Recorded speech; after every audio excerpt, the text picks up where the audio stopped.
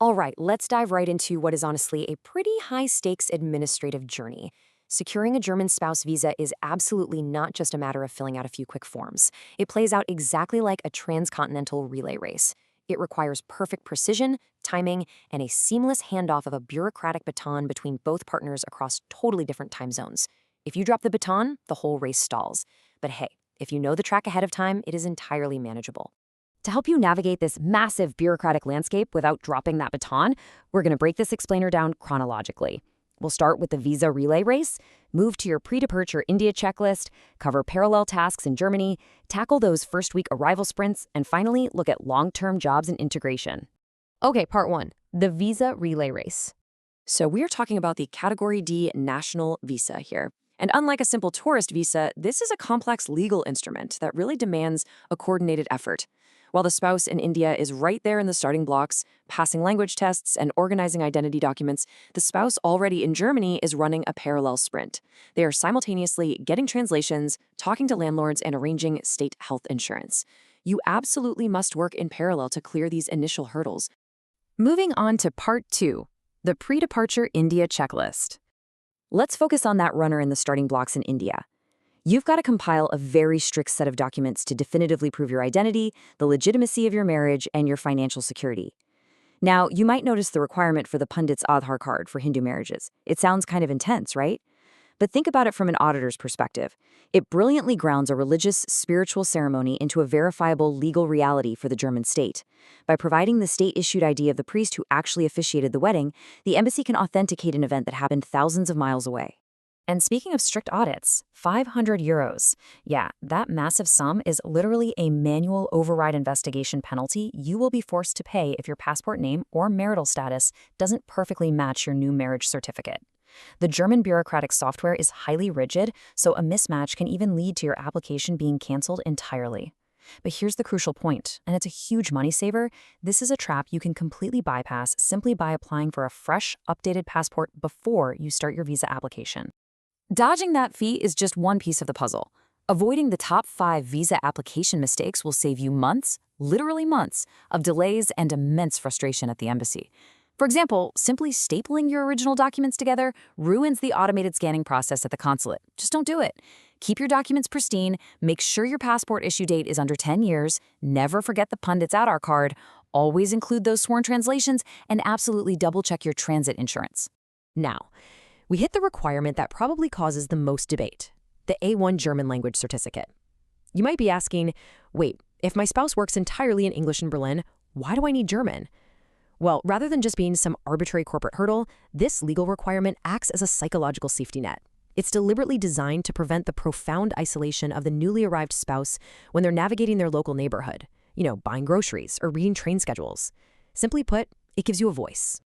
Okay, so the language test is passed, the paperwork is flawless, and you hand your passport over to VFS Global. Here is the absolute golden rule.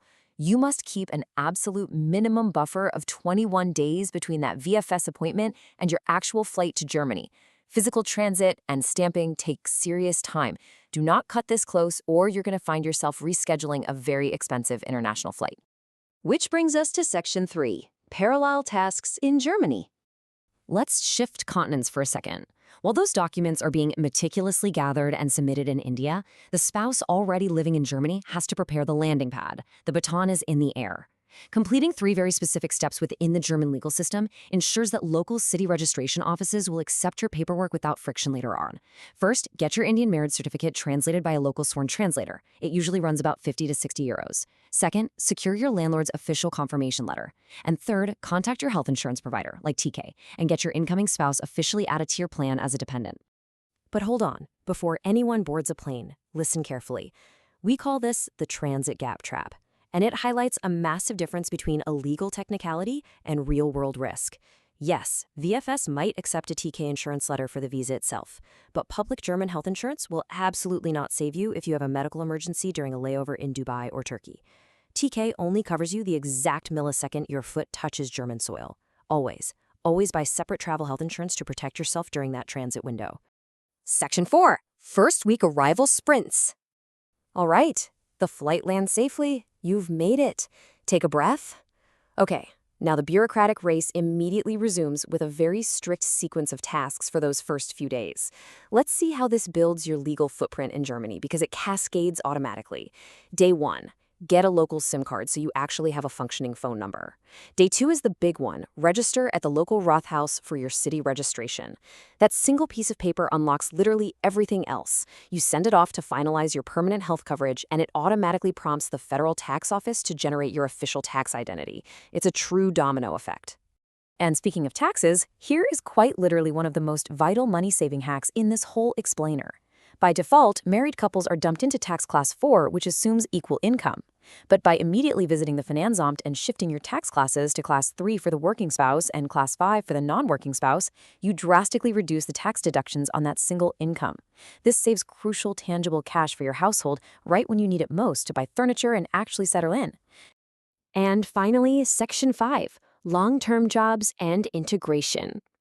With the immediate survival paperwork filed and your household income optimized, it's time to transition into actively thriving in the German economy. Let's look at the long game. One of the absolute best things about the German spouse visa is that it explicitly allows you to work. There is no waiting period.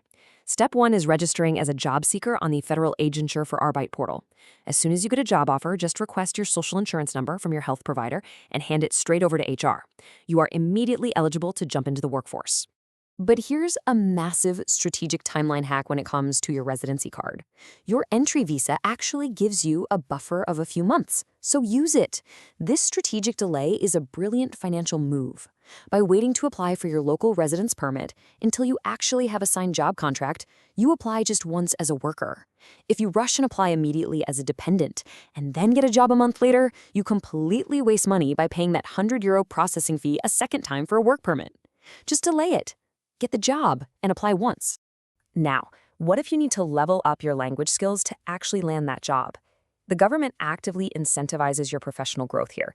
If you are above a B1 level but need, say, business German to work as an engineer, the employment agency can actually give you a fully funded voucher for private classes. And if you are below B1, you enter the BOMT integration courses. And get this, the state actually refunds half your money the moment you pass the final exam. And honestly, these BAMF courses are incredible. Emphasizing the psychological benefits, they provide you with essential daily survival skills and the social connections needed to prevent isolation in a brand new culture. You aren't just sitting there learning verb conjugations. You are learning how to actively participate in your new community, which all culminates in the Life in Germany exam. Which brings us to a really powerful closing thought. As we wrap up this explainer, consider how this rigorous administrative obstacle course doesn't just arbitrarily process paperwork. By requiring basic language skills before you even fly and incentivizing deep integration once you land, it systematically architects the fabric of an integrated society. It's a relay race, yes, for sure, but it's one designed to make absolutely sure you cross the finish line as a fully integrated, thriving member of your new home. So, are you ready to start running?